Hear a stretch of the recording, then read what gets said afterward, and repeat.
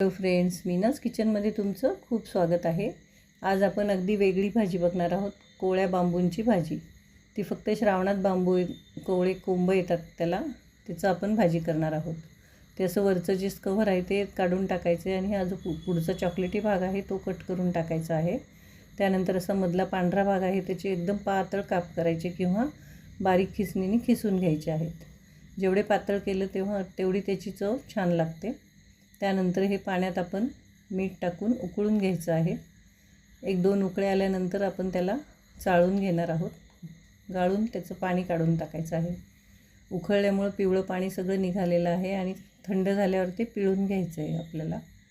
नंतर अगदी भाजी आपण नेहमी करतो तशीच फोडणी टाकायची आहे। जिरं, मोहरी, कढीपत्ता, फक्त लसूण थोडा जास्त वापरायचा आहे आणि कांदासुद्धा बारीक चिरून जास्त टाकायचा आहे। लसूण थोडा छान गुलाबीसर रंगावर येऊ द्यायचा आहे। त्यानंतर आता कांदा टाकूया आपण त्यामध्ये।